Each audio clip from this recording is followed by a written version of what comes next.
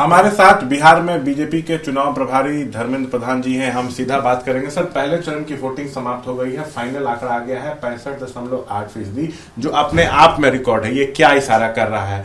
प्रचंड बहुमत के साथ नीतीश सरकार वापस आ रही है या बदलाव की बजाय? एक तो मैं चुनाव आयोग को धन्यवाद देता हूं, उन्होंने मतदान सूची को परिष्कार करने का, व्यवस्थित करने का जो काम किया था। जिन लोगों ने इसको गाली दिए थे उनके मुंह पे तमाचा है ये बढ़ती हुई वोट। दूसरी, निश्चित रूप में बढ़ी हुई वोट एनडीए को जिताने के लिए मदद करेगी। एनडीए के पक्ष में ये मतदान है, विकास के लिए मतदान है, प्रधानमंत्री नरेंद्र मोदी और नीतीश कुमार जी के ऊपर भरोसा के मतदान है।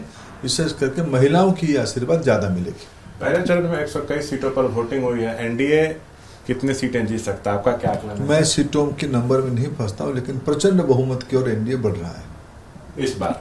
अच्छा सर, देखा गया है कि पहले चरण में महिलाएं एकदम बाहर निकली हैं, बढ़ चढ़ कर लोकतंत्र के महापर्व में हिस्सा ली हैं। 48% बिहार में महिलाएं वोटर्स हैं, जो नीतीश की परंपरागत वोटर मानी जाती है। लेकिन चुनाव से पहले तेजस्वी ने भी महिलाओं के लिए कई योजनाओं की घोषणा की कि उनको लगा कि हमारे तरफ भी महिलाएं आएंगी। जो महिलाएं इतना निकली हैं घर से, क्या इशारा है ये? देखो, आरजेडी बिहार की राजनीति में एक विश्वसनीय पार्टी होकर बची नहीं। कांग्रेस की वजूद और घट चुकी है, इसलिए उनकी समूह लोगों की आस्था पर नहीं है। एक परखा हुआ विषय पिछले 20 साल से आज की एनडीए, प्रधानमंत्री नरेंद्र मोदी और मुख्यमंत्री नीतीश कुमार, इन्हीं के नेतृत्व में चलने वाला, जिसमें चिराग पासवान जी भी हैं, जीतन राम मांझी हैं, उपेंद्र कुशवाहा हैं। इन लोगों के नेतृत्व परखा हुआ नेतृत्व। अच्छा, चुनाव में क्या मुद्दा आपको लग रहा है? जंगल राज बनाम विकास सुशासन?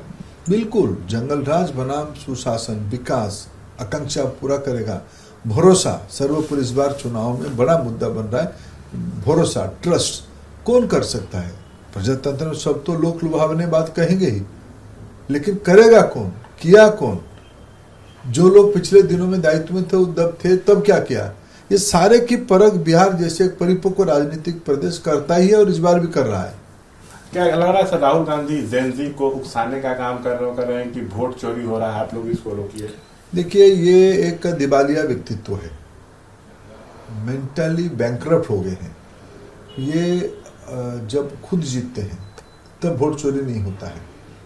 जब वो हार जाते हैं वो चुनाव आयोग को गाली देते हैं, वोटिंग सिस्टम को गाली देते हैं, पहले ईवीएम को गाली देते हैं, अब इलेक्टोरल रोल को गाली देते हैं। ये देश में अराजकता पैदा कराने वाले समूह है।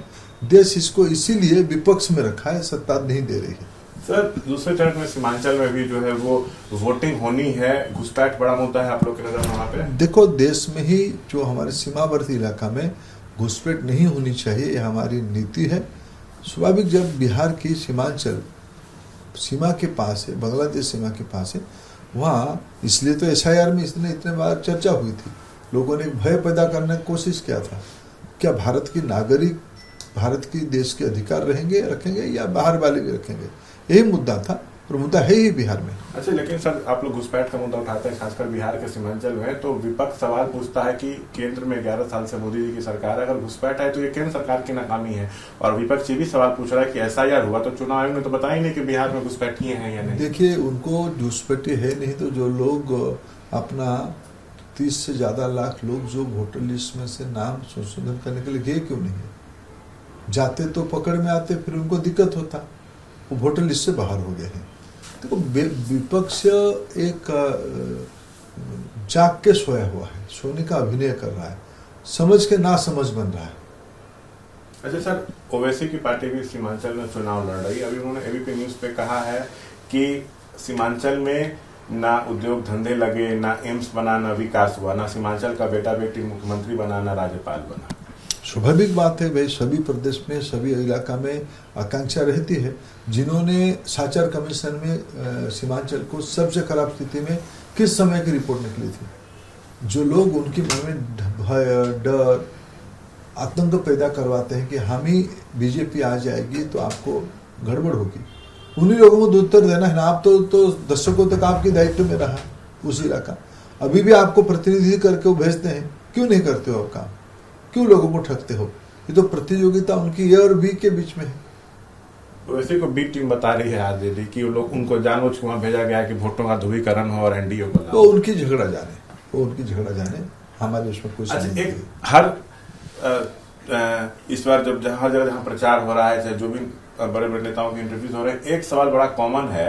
जैसे अमित शाह ने तो साफ कहा कि केंद्र में पीएम पद के लिए जगह नहीं, मोदी जी हैं, बिहार में सीएम पद के लिए जगह नहीं, यहाँ पे नीतीश कुमार हैं।